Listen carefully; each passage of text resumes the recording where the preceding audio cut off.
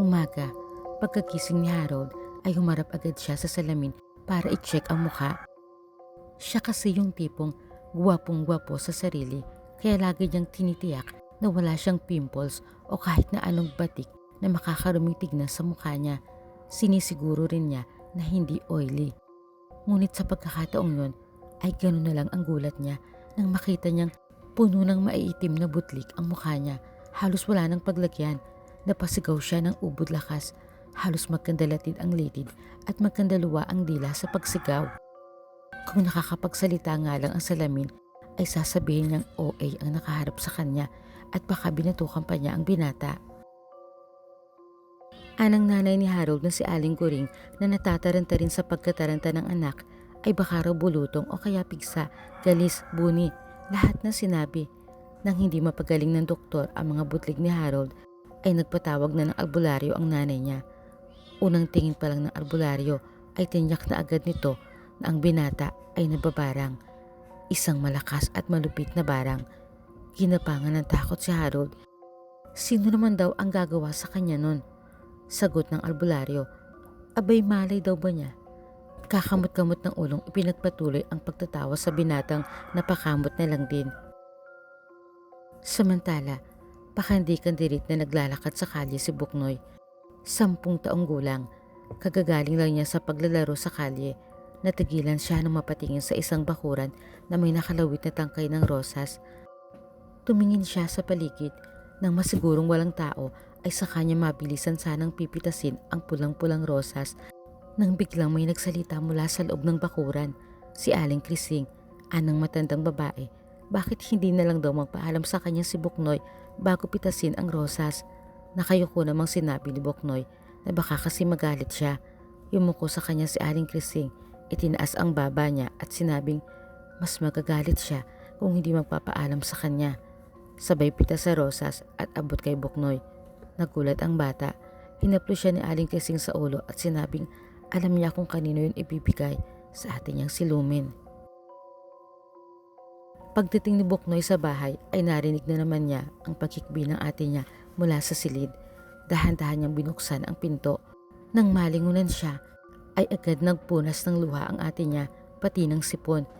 Inabot niya ang rosas at sinabihan ang ate niya na huwag nang umiyak. Ngumiti ng bahagya si Lumen at niyakap ang kapatid.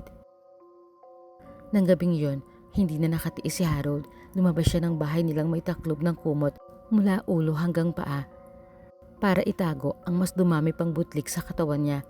Pinuntahan niya ang sa tingin niya ay bumabarang sa kanya, ang nobya niyang si Lumen. Nagsisigaw siya sa harap ng bahay nito. Kinalampag niya ang pinto at pilit pinalalabas. Alam daw niya na ito lang ang posibleng kumulam sa kanya. Hindi naman daw niya kasalanan kung masyado siyang lapitin ng mga babae. Ano magagawa niya sa gwapo siya at malakas ang karisma kaya patawarin na raw sana siya ni Lumen. Tutal naman ay nag-break na sila. Bumukas ang pinto si Lumen. Aniya, hindi siya ang may gawa ng pambabarang kay Harold. Kung ganun, sino pa raw ba? Ang lahi lang nila ang alam niyang mambabarang sa baryo. Mula sa likuran ni Lumen ay lumabas si Buknoy. Matalim ang tingin sa kanya. Nagbabagang tila sa mga apoy mula sa patong-patong na gatong. Anang bata, si Harold ang dahilan ng laging pag-iyak ng ate niya. Kaya paiiyakin din niya ito nang walang tigil sa pamamagitan ng mga alaga niyang insekto. Nagulat si Harold. Mas gulat si Lumen. Hindi niya akalaing magagawa iyon ng kapatid. Walang makapigil kay Buknoy nang simulan niyang bumigkas ng orasyon bilang pinakabatang mambabarang ng kanilang lahi. Ibinuka niya ang munti niyang palad at ipinakita sa kanila ang maliit at itim na insekto. Sinabi niya kay Harold na hindi ba't gustong-gusto nitong pinagkakaguluhan ng mga babae, kaya inutusan niya ang mga babaeng insekto na dumugin ang binatang gwapong-gwapo sa sarili. Mula nga sa kung saan saang panig ng dilim ay nagsulputan ang mga babaeng insekto at tinumog si Harold. Hindi naman maawat ni Lumen ang kapatid. Hindi alam ni Harold kung saan tatakbo para malusutan ang mga babaeng insekto. Hilong-talilong siya. Ayaw na rin niyang maging gwapo. Mula rin sa kung saan ay dumating ang isa pang binatang may hawig kay Harold. Ang kakambal niyang si Harry na gabi na nakarating sa baryo mula sa Maynila. Nabalitaan kasi nito ang nangyayari sa kakambal kaya't napauwi siyang bigla. Nang makita niya si Lumen ay agad siyang nabighani.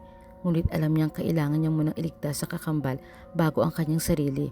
Lumuhod siya sa harap ng magkapatid at nangakong aakuin ang kasalanan ni Harold. Patawarin na lang ito.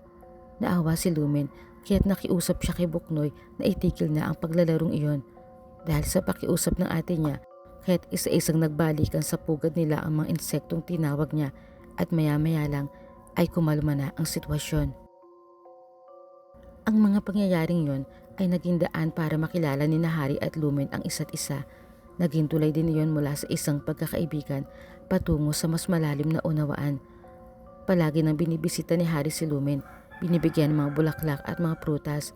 Nangako siyang hindi siya magiging tulad ng kanyang kakambal dahil ang intensyon niya sa dalaga ay malinis at ang pag-ibig niya rito ay wagas. Tuwing makakasalubong naman ni Harold si Buknoy ay daig pa niya ang nakakakita ng multo. Umiiwas agad siya at minsan ay kumakaripas pa ng takbo.